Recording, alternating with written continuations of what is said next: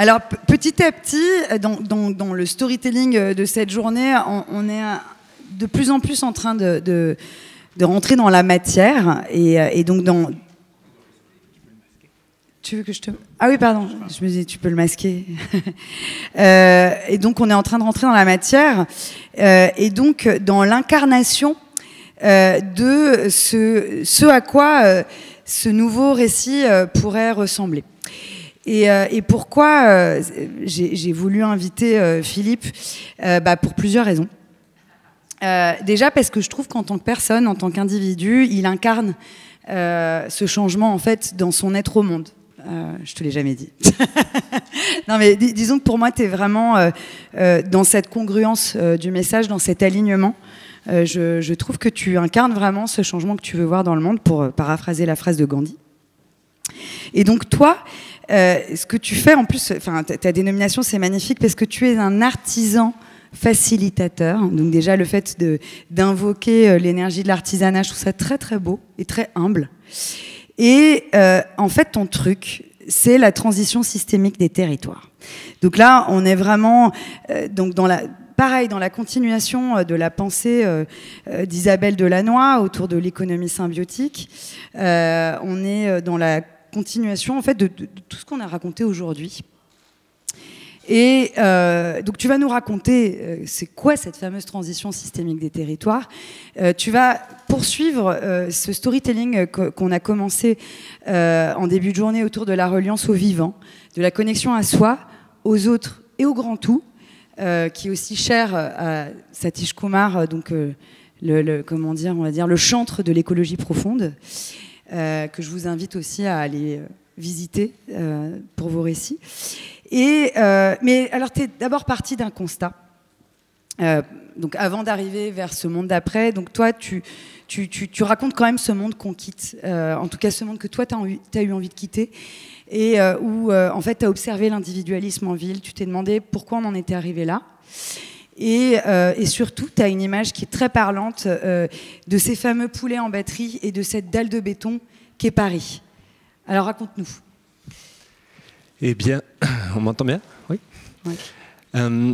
Alors, du coup, de mon côté, tout a commencé sur des rails que chacun connaît plus ou moins, ceux des études, ceux d'une croyance, d'une nécessité, d'une carrière et d'un développement professionnel qui devait me permettre d'être heureux, puis qui a gentiment déraillé, puis qui m'a mené sur les chemins de la quête de sens et de l'utilité sociale et qui m'a amené à bosser dans les milieux de l'innovation sociale, où j'ai rejoint les rangs d'une association et start-up et communauté qui s'appelle Make Sense, et j'ai travaillé dans l'entrepreneuriat social pendant quelques temps, dans l'idée de se dire qu'on pouvait utiliser l'intelligence humaine pas que pour construire des grands projets technologistes et plus ou moins croissancistes qui nous mèneraient à un grand bonheur que en capitalisant sur des richesses qu'on prive, mais en utilisant cette intelligence humaine-là, cette faculté de penser, cette faculté d'interagir pour résoudre des problèmes de société.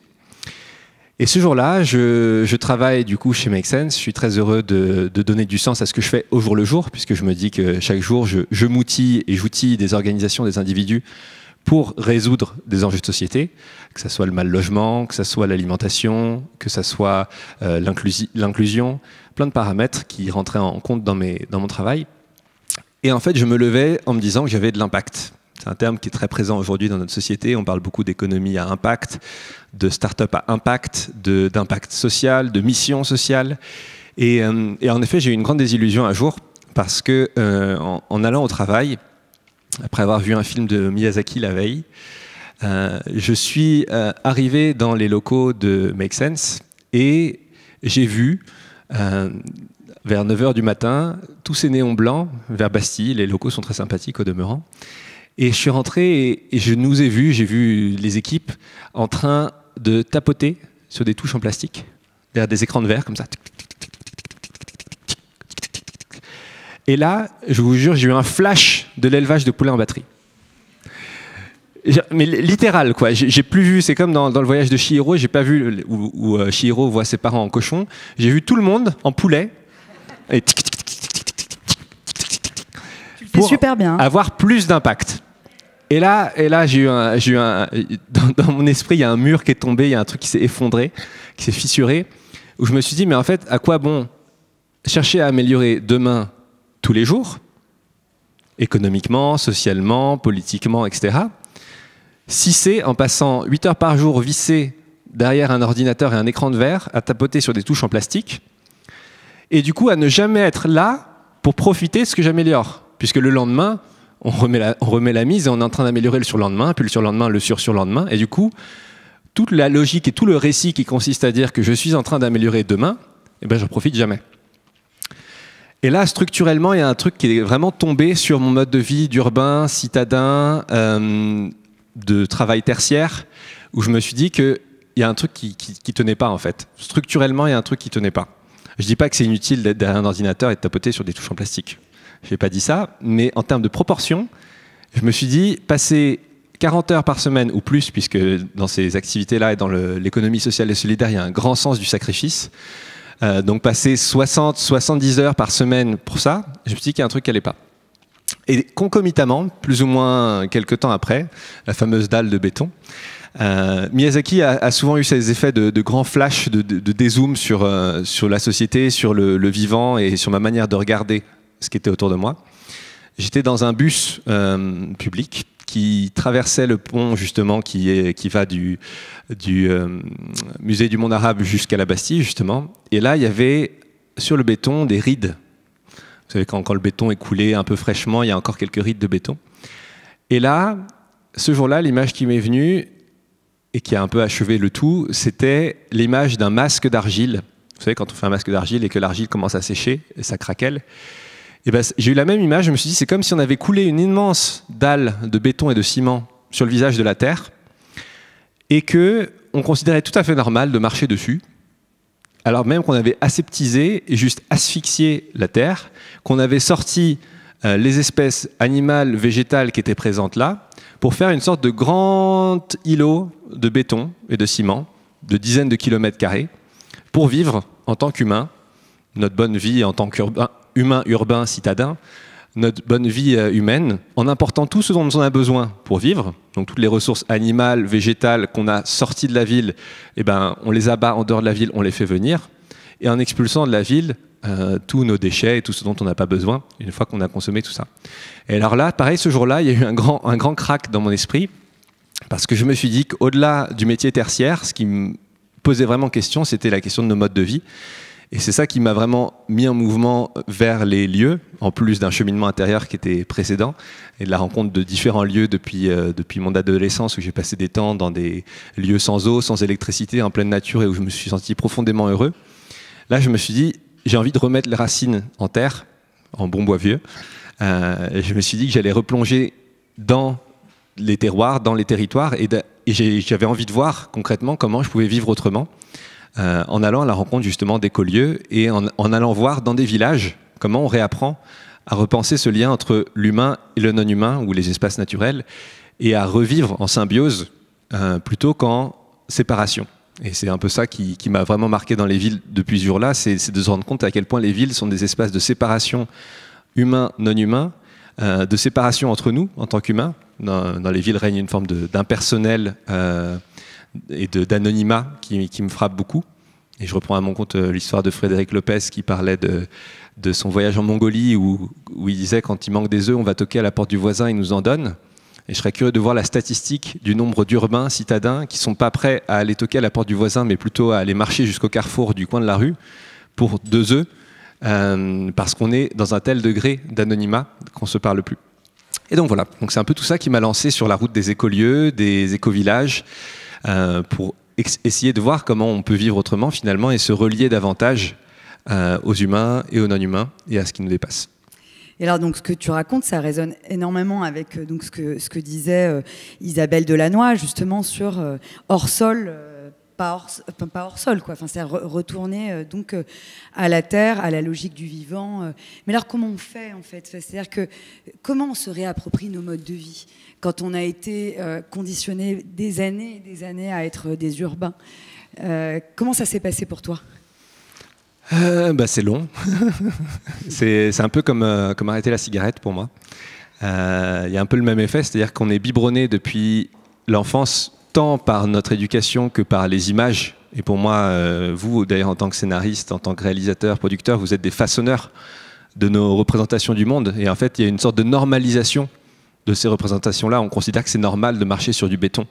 Enfin, je prends des choses très simples, hein, mais moi, c'est passé par là. C'est juste changer de regard et commencer juste à déconstruire ces choses-là. À quel moment c'est devenu normal de marcher sur du béton? À quel moment c'est devenu normal de se mettre un bâton dans la bouche avec des poils le matin et le soir? On parle de la brosse à dents. Voilà.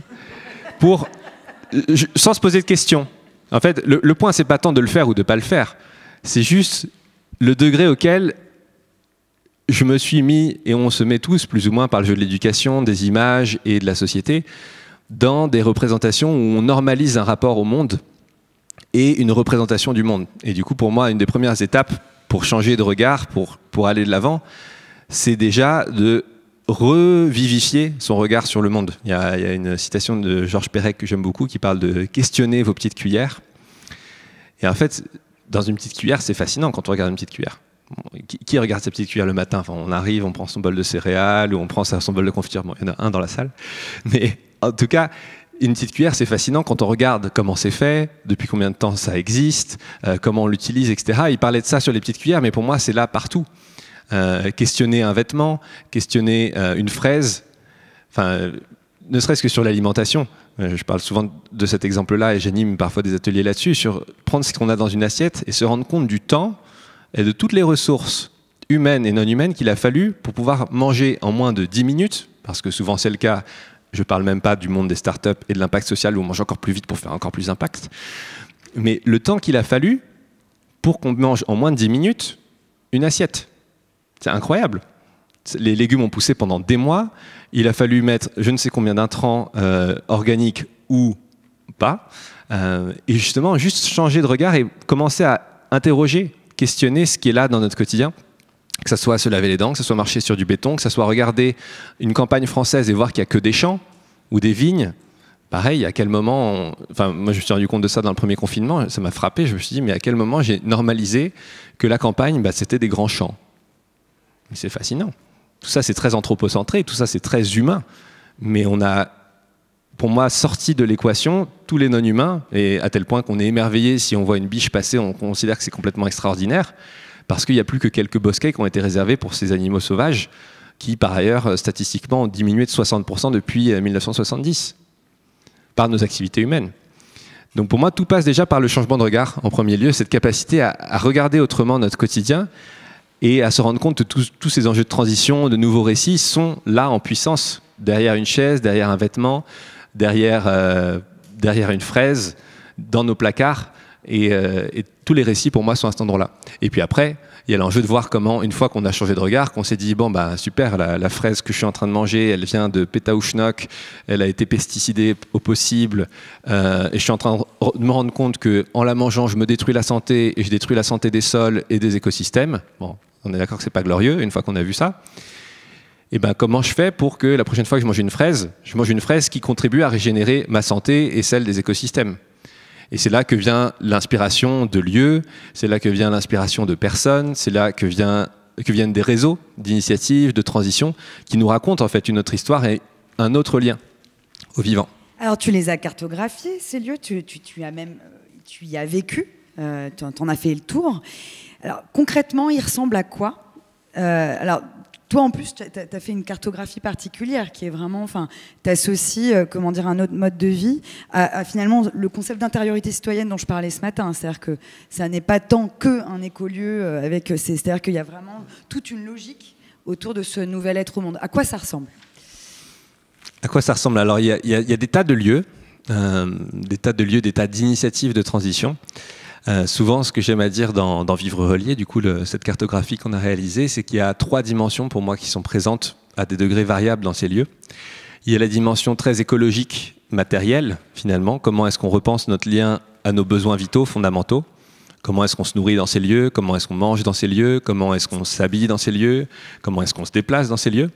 Et alors là, déjà sur ce plan-là, il y a toute une galerie de solutions, d'initiatives, d'expérimentations où on voit des personnes qui, au jour le jour, ont pour travail, par exemple, d'aller cultiver leur jardin ou leur potager dans une perspective d'autonomie. Je pense à l'Arche de Saint-Antoine, par exemple, qui accueille jusqu'à 3000 visiteurs par an, qui est un lieu qui accueille beaucoup de séjours, de connaissance de soi, d'expression artistique, etc. Et qui, dans son modèle de vie, dans sa communauté, a tout un tas de personnes qui, tous les jours, vont aux champs, les champs du lieu, pour pouvoir nourrir de manière la plus autonome possible et de la manière la plus respectueuse possible des sols l'ensemble des visiteurs. Donc il y a tout un tas de personnes qui, au jour le jour, font ça, et de l'autre côté, le soir ou l'après-midi, vont être dans aussi de l'accueil de sessions de clowns, de sessions de communication non violente, de sessions de philosophie, avec différentes personnes qui interviennent. Il y a des lieux comme Terra, par exemple, un autre lieu où on va pousser le cran très loin sur la question d'un nouveau récit, justement, de nos modes de vie, et comment on réapprend à faire village ensemble. Puisque un grand sujet, on parle beaucoup des statistiques, et on dit que le monde va s'urbaniser de plus en plus. J'interroge beaucoup cette statistique parce que c'est comme si on était de plus en plus à aller sur un bateau qui coule, pour moi, dans les villes. Paris a une résilience alimentaire de 3 jours, on est en train de se rendre compte de la fragilité avec le Covid de nos modes de vie. Et dans ces lieux-là, et notamment à Terra, il y a toute une idée de relocaliser la production tant alimentaire que la production énergétique, que la production de matériaux de construction, pour justement habiter ensemble autrement. Et il y a tout un volet aussi sur la monnaie, par exemple, où on va mettre en place des monnaies locales dans ces lieux. À nouveau, je suis toujours sur ce plan matériel, mais qui est très important, parce que tout est enchâssé dans nos habitudes de vie. Et le fameux récit, pour moi, qu'il est nécessaire de développer, c'est un récit de changement de ces habitudes-là, qui est très difficile. On a du mal à se projeter dans cet autre monde, dans cette transition incarnée au jour le jour, aujourd'hui. Parce qu'il y a tellement de récits sur la technologie qui nous facilite la vie et nous la complique à long terme, sur un monde qui galope vers plus de croissance, plus d'urbanisation, sur des mobilités qui sont peut-être super futuristes, mais en même temps super polluantes et super aggravantes du point de vue écologique pour les générations futures, qui a besoin pour moi de donner à voir en fait, ces personnes qui réinventent des mobilités, parfois dans certaines villes, je crois que c'est à Ungersheim, où ils ont remplacé le bus scolaire par une calèche avec des chevaux. Ça paraît anecdotique tout ça, mais c'est des manières très concrètes de mettre ça en place dans les modes de vie, dans ces lieux. Donc ça, c'est sur le plan très matériel, on va dire concret, écologique. Et je vous renvoie pour ça à la carte des oasis, par exemple, des colibris qui ont vraiment développé tout un tas de pratiques très concrètes, très terrain, sur la mise en transition. Après, sur le plan humain et relationnel, enfin, c'est le deuxième volet dont on parle souvent dans Vivre Relié, il y a tout un enjeu à repenser la manière dont on est en relation à soi et en relation aux autres. Et donc dans ces lieux, ce qui se passe souvent, c'est qu'il y a tout un tas de rituels pour faire en sorte qu'on se sente bien, humainement, tout simplement. Qu'on puisse vivre ses émotions, qu'on puisse partager ses peines. Il y a des cercles de parole où on va juste s'asseoir et dire comment on se sent aujourd'hui ou comment on se sent dans le mois. Ça peut paraître lunaire, mais en fait, si on prend la manne de tension psychosociale qu'il y a dans les organisations, tant privées que publiques, c'est énorme. En fait, le nombre d'émotions non digérées, de stress, de tensions humaines qu'il y a, et je suis placé pour le savoir en tant que facilitateur, j'anime souvent des réunions et des ateliers collaboratifs, c'est énorme. Et en fait, dans ces lieux-là, il y a tout un travail humain, relationnel, qui repose sur le fait justement d'avoir des rituels de paroles ouvertes, sincères, authentiques, où on peut se montrer tel qu'on est. Et donc dans plein de lieux, il y a des rituels de partage ou de pardon même, où on va par exemple aller voir une personne à la fin du mois, on va aller voir tout le monde, toutes les personnes qui vivent dans le lieu, et on va dire à chacun, je te demande pardon si je t'ai blessé en te disant si, ça, ça, ça, ça. C'est tout bête, mais imaginez la puissance de ces rituels-là à l'échelle de votre famille, où vous allez voir vos parents ce soir ou la semaine prochaine, et vous leur dites, papa ou maman, je te demande pardon pour ça, ça, ça, ça, ça, et le parent fait la même chose. Et ça, c'est monnaie courante dans ces lieux. C'est un tissu, un lien qui nourrissent comme manière d'être au monde. Et c'est fondamental parce qu'aujourd'hui, à mon sens, l'humain a vraiment besoin de réouvrir cette porte des émotions, de la vulnérabilité, de la connaissance de soi. Donc ces lieux cultivent ça ardemment.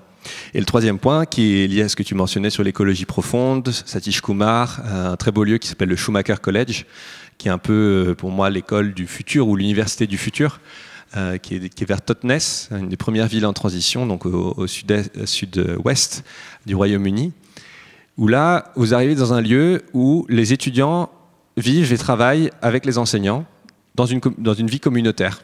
Tout le monde fait la cuisine ensemble, tout le monde gère les tâches ménagères ensemble, les potagers ensemble, le bois ensemble. Il n'y a pas madame, monsieur le professeur et moi, petit élève qui ne sait rien. C'est on va vivre ensemble une expérience apprenante, tant en faisant la cuisine, qu'en allant couper du bois, qu'en échangeant sur le complexe Gaïa, donc le complexe Terre par exemple, qui serait une entité vivante. Donc, il y a toute une théorie qui s'appelle la théorie Gaïa, qui peut nourrir bien des récits d'ailleurs, sur le fait que la Terre serait une entité consciente et vivante qui se régulerait de manière autonome, et où on va parler de ça du coup à plein d'occasions et plein d'endroits de manière très vivante. Et on va danser, on va chanter ensemble, profs, étudiants mélangés, de manière tout à fait naturelle. Et pour moi, c'est un des lieux où j'ai senti une atmosphère des plus chaleureuses dans lesquelles je suis allé.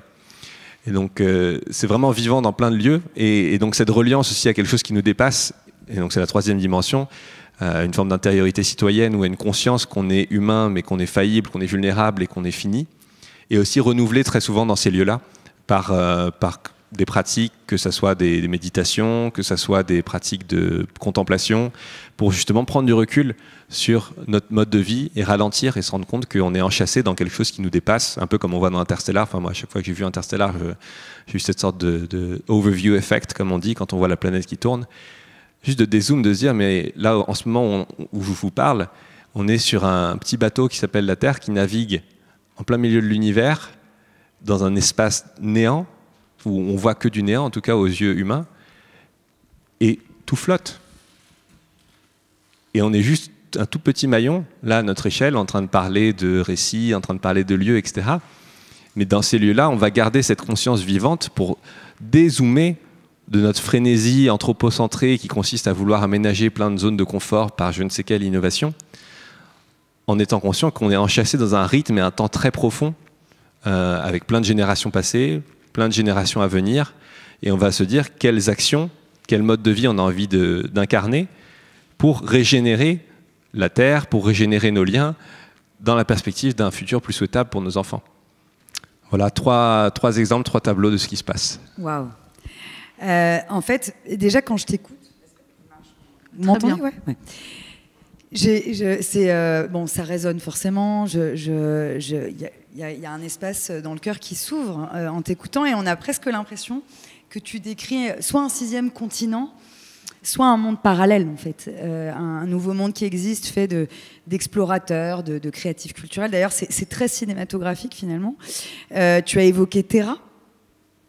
Qui vraiment, je vous invite à explorer sur Terra, qui est dans le sud-ouest de la France, qui, en tout cas, à mon sens, est l'exemple le plus avancé en France comment dire, dans la congruence de tout ce que tu racontes, en fait. Ils incarnent l'autonomie alimentaire, énergétique et productive. En même temps, il y a comment dire, quelque chose d'assez aligné aussi. Et c'est très permaculturel parce qu'ils travaillent avec toutes les forces en présence économique du territoire. Donc c'est assez avant-gardiste sur ce point. Ils se sont inspirés de la coopérative intégrale catalane, parce que les Catalans, vu qu'ils veulent leur autonomie, ils sont quand même assez avancés donc sur ces questions-là. Et donc, du coup, en cela, c'est vraiment une utopie concrète, Terra. Donc, pareil pour le Schumacher College, c'est vrai que c'est vraiment une université du futur, quoi, où en plus, il y a comment dire, il y a la question de la spiritualité qui est vraiment énormément abordée. Moi, je me suis formée aussi pour un week-end qui s'appelle Love is All, que je vous recommande. Et tout ça, c'est très beau. Et moi, ça m'a beaucoup inspirée. Et en même temps, je vais faire du Macron, et en même temps, je me pose la question suivante qui est, pour le moment, malheureusement, ça reste des showrooms, en fait. Et je m'interroge, en fait. Je me dis, comment on fait pour accélérer la transition? Est-ce que c'est cette fameuse phrase de Paul Éluard que je t'évoquais au téléphone, ou cette fameuse phrase de Paul Éluard qui dit un autre monde existe, mais il est dans celui-ci? Est-ce que finalement... la transition est un peu partout, même dans nos villes, même à Paris, même sous cette dalle de béton, même avec nos poulets en batterie de Make Sense. Ou est-ce que voilà, est-ce qu'il faut faire un changement radical comme le prônent certains acteurs de ces éco-villages qui te disent non, il faut tout recommencer, il faut refaire un design permaculturel, on ne peut pas faire ce nouveau monde à partir de l'ancien, ou est-ce qu'on peut quand même végétaliser une ville comme Paris? C'est compliqué, en fait. Comment tu vois les choses? Pour moi, c'est les deux, en bonne réponse de Normand. C'est les deux, c'est complexe, parce qu'on est chacun pris dans notre propre histoire, Donc il y a cette grande histoire et ce temps profond. Et on a en même temps tous notre historicité, tous nos habitudes, tous nos structures psychologiques, émotionnelles, physiques, qui font qu'on a des habitudes et que le discours que je tiens aujourd'hui, je l'aurais probablement pas tenu il y a 4 ans. Et à l'image d'un fruit qui mûrit, ça prend du temps. Enfin, si on regarde la maturation d'un fruit, ça prend du temps avant qu'on ait un fruit et que le fruit tombe. Et là où c'est paradoxal, c'est que j'aime bien prendre cette analogie-là, parce que la maturation du fruit prend du temps, demande la mort de plusieurs étapes. Enfin, pour qu'il y ait un fruit, il faut qu'il y ait une fleur, etc., etc. Donc, à chaque fois, il y a une mort et une naissance à autre chose. De la même manière qu'un enfant meurt en tant qu'enfant pour devenir adolescent, que l'adolescent meurt pour devenir adulte. Et en même temps, à un moment donné, le fruit tombe. Et ça peut sembler radical quand le fruit tombe. Et pour moi, c'est un peu le même processus, c'est qu'il y a une maturation qui peut se faire de manière douce, chacun où on en est. Enfin, moi, il y a peut-être 4 ans ou 5 ans, j'achetais mes légumes bio chez Carrefour, emballés dans du plastique, en me disant, je suis super engagé, et en me disant que c'était bien. Et aujourd'hui, par exemple, ça me semblerait impensable de faire ça. Mais le Philippe d'il y a 4 ans ou 5 ans, ça sert à rien que je lui dise mon pauvre vieux, t'es complètement à côté de tes pompes, il serait grand temps que tu achètes tes légumes dans une AMAP. Enfin, ça aurait été violent pour lui, ça n'aurait pas fonctionné. Et si j'avais agi par peur, ou par besoin d'accélérer, ou par besoin de rentrer dans un moule social, mon action, elle serait teintée intérieurement de quelque chose qui est tendu. Et en fait, comment est-ce que je peux avoir un monde qui est détendu et comment je peux être détendu dans mon rapport au monde si mon action, aussi écologique soit-elle, aussi vertueuse soit-elle d'un point de vue sociétal, elle est teintée d'une tension intérieure. Et c'est là où pour moi il y a tout un enjeu de maturation douce qui est à faire intérieurement, qui est écouter en fait ces mouvements en soi, voir en soi toutes ces résistances, toutes ces habitudes dans lesquelles on est enquisté mécaniquement. On a tous des réactions émotionnelles mécaniques, on a plus ou moins tous des réactions physiques mécaniques. On regarde plus la cuillère, on regarde plus d'où vient le café qu'on prend allègrement à une terrasse ou la tasse de thé. On ne sait plus d'où ça vient. On pose plus de regard sur ces choses-là. Donc il nous appartient pour moi déjà de nous réapproprier du coup nos modes de vie, que ça soit en ville, que ça soit au 13e étage d'une tour ou dans un petit appartement au 2e étage, ou que ça soit dans une maison de campagne. Et selon où on est, les choses vont être plus ou moins faciles dans la déconstruction et dans la reconsidération. Et en même temps, du coup, la radicalité, oui, parce que structurellement, on est dans un train de vie qui nous mène juste droit dans le mur. Enfin, en tout cas, d'après les estimations climatologiques, économiques, sociales, etc., si on regarde tous les flux et tous les indicateurs, et je ne vais pas vous bassiner avec ça parce qu'ils sont en ligne et vous les connaissez probablement. Le rapport du GIEC. Il y a le rapport du GIEC, il y a tous les rapports prédictifs sur les hausses de température, sur les flux de migration, sur la sécheresse des sols, la destruction des océans, l'acidification des océans. Enfin bref, il y a plein d'indicateurs. Rendez-vous sur la fresque du climat, qui est une chouette expérience si vous ne l'avez pas vécue. C'est un peu déprimante quand même. Qui peut être déprimante, mais qui, en fait, c'est là où je parle de radicalité, c'est qu'il y a besoin aussi d'un retour à la racine, radicalité au sens étymologique du terme, d'un retour à la racine de nos modes de vie. Aujourd'hui, on vit très hors sol et très haut dans nos capacités d'abstraction humaine, qui sont fantastiques. Les récits en font partie, les imaginaires en font partie. L'humain a cette magnifique particularité d'être capable de créer de l'imaginaire, de créer de la pensée abstraite. Là, aujourd'hui, on parle avec des mots, c'est abstrait. On parle de la France, on a l'impression de tous se comprendre et on a tous une vision différente de ce qu'est la France. La France n'existe pas autrement que dans notre imaginaire. La France, on ne peut pas la montrer du doigt, je ne peux pas désigner la France du doigt. Et en fait, on est très hors sol du coup dans nos modes de réflexion.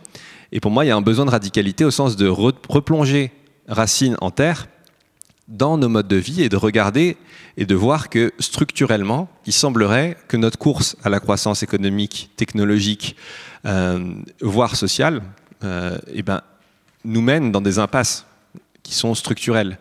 Et c'est là tout l'enjeu de la transition systémique et des projets sur lesquels je peux être impliqué avec l'ADEME notamment, c'est qu'il y a un enjeu de repenser la satisfaction de nos besoins vitaux, que ce soit se loger, se nourrir, se soigner, etc., etc., en respectant le plafond écologique qu'on est en train de crever et qui fait déjà ses effets boomerang, et la pandémie est un exemple, et les épidémiologistes vous diront que ce n'est qu'une première pandémie parmi tant d'autres qui vont venir.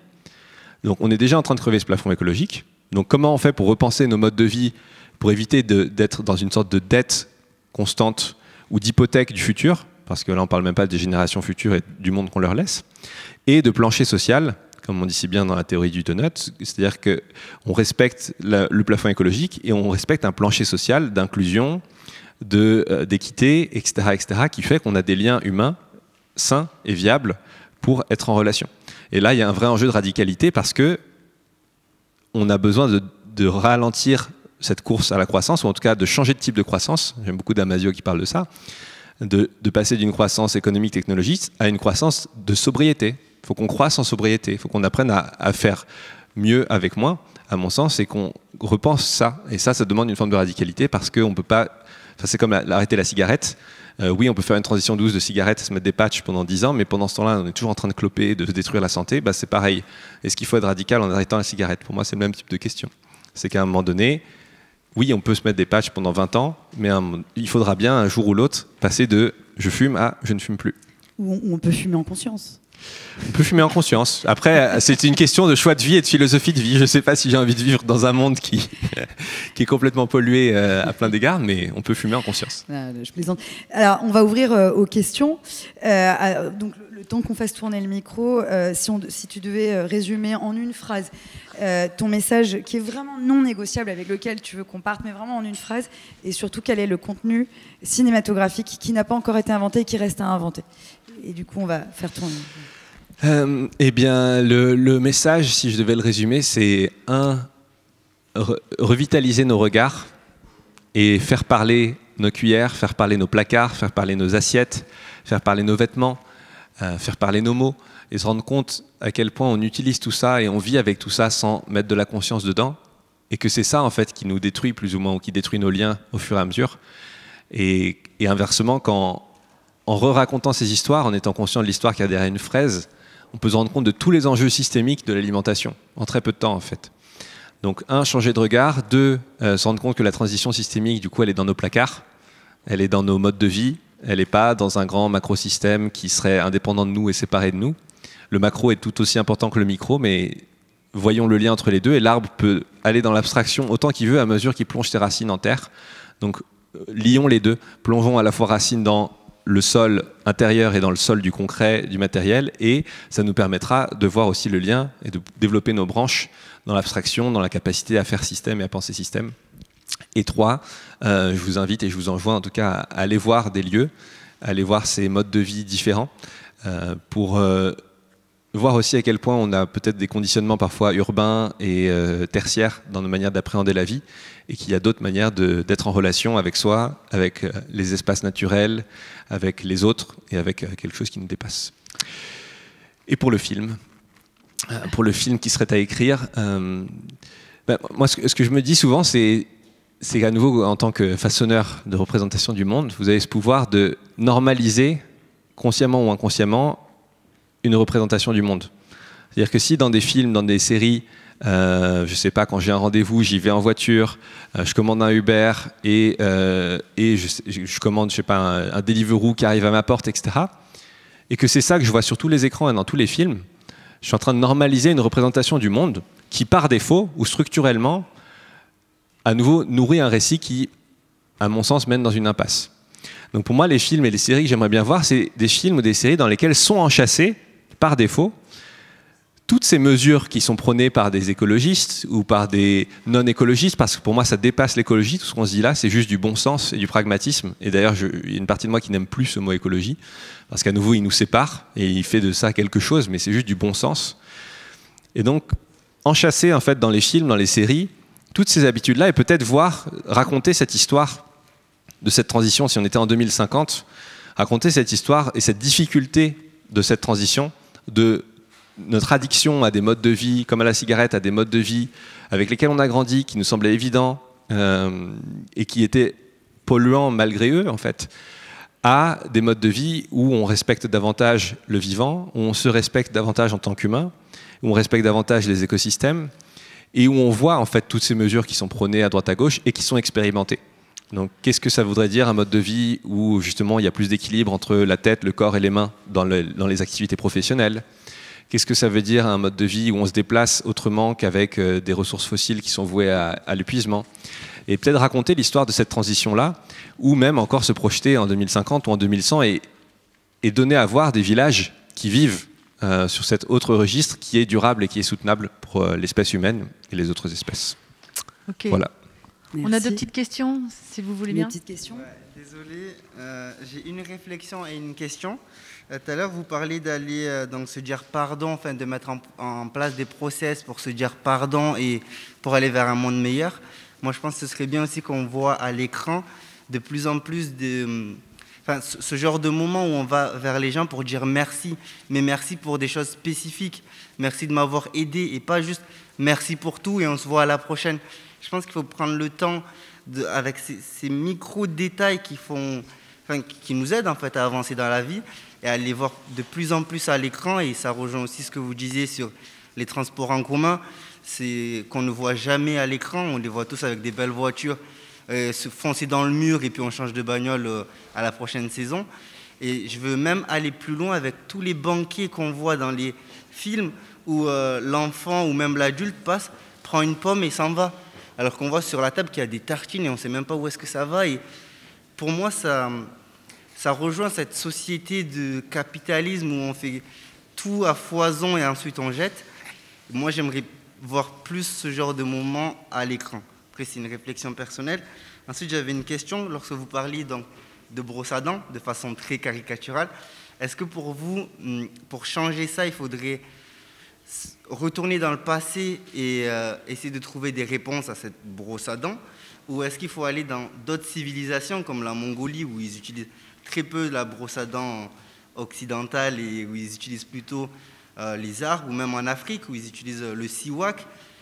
Pour vous, où est-ce qu'il faut tourner pour trouver ce genre de réponse?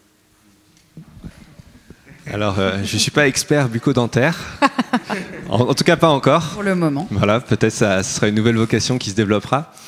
En tout cas, en rebond sur le pardon et le merci, pour moi, je rejoins complètement. Et j'ai vu dernièrement il y a quelques épisodes, enfin un épisode là En thérapie, qui est sur Arte et que vous avez peut-être vu, mais qui pour moi décrit ça en fait et ouvre des espaces où on voit des formes de vulnérabilité qu'on n'a pas l'habitude de voir à l'écran et qui sont très précieux dans ce qu'ils disent justement de notre humanité et qui nous invitent à voir ça. Et en rebond là-dessus, pour moi, c'est vraiment la question, c'est quelle intention vous mettez dans un film, dans une série, dans n'importe quel support audiovisuel, avec quoi vous avez envie que la personne qui regarde le film sorte, ou comment, en fait. Et pour moi, cette question, elle est tellement omniprésente dans mon esprit, dans l'action déjà quotidienne, mais si on regardait les films, les séries, etc., en se demandant avec quoi je laisse les personnes, avec quoi elles quittent ce qu'elles regardent, est-ce que c'est avec de la peur au ventre, tétanisées parce qu'elles ont regardé un film où il y a eu des massacres à la pelle et des armes et je ne sais quoi, est-ce que c'est interpellé sur quel est le sens de la vie, de l'humanité, est-ce que c'est dans une énergie de mouvement de j'ai envie de changer de vie, de regard sur moi-même, sur les autres, sur le pardon, j'ai envie de dire merci à ma mère parce que j'ai vu dans le film ceci ou cela, c'est fondamental. Et cette question est hyper importante, à mon sens, elle est très bien documentée sociologiquement, on sait la puissance des écrans et des images là-dessus. Parenthèse fermée, sur la brosse à dents, pour moi, il n'y a pas tant... Enfin, il y a souvent une dichotomie, et M. Macron a très bien décrit ça en parlant de Amish, quand il était question de retour à des formes de vie plus simples et plus sobres, c'est qu'on dichotomise très vite. C'est le propre du mental humain, on divise, on polarise. On caricature. Et on caricature. Et ce faisant, on perd l'essence de la vie. Et pour moi, il y a un danger, autant qu'une richesse, à être dans la dialectique passé-présent, parce que très vite, tout un monde qui court vers un futur meilleur, avec tous les dangers de cette course à nouveau parce qu'on n'est plus dans le présent, va voir tout retour vers d'autres formes de traditions, de recettes anciennes, comme un retour vers le passé, et du coup va se raidir, va se cristalliser, va se crisper, et va même pas vouloir écouter ce récit-là. Donc pour moi, l'enjeu, il est dans le fait de se rendre compte qu'il y a plein de manières de répondre à des besoins, que ce soit se brosser les dents, que ce soit se déplacer, que ce soit se nourrir, etc., et d'avoir l'ouverture d'esprit, de cœur, de regarder plein de manières d'y répondre et de se poser avec notre intelligence humaine, notre faculté de compréhension, de recul, etc., pour se demander quelle est la bonne manière ou quelle serait une manière ajustée de répondre à ce besoin aujourd'hui, avec tous les facteurs qu'on connaît et tous les facteurs qu'on peut anticiper comme cause et conséquence du fait de se brosser les dents avec des brosses à dents jetables qui sont jetées au bout d'un mois ou un mois et demi et qui finissent par envahir les océans et faire que nos enfants, dans 20 ans, 30 ans, auront des poissons rembourrés de plastique.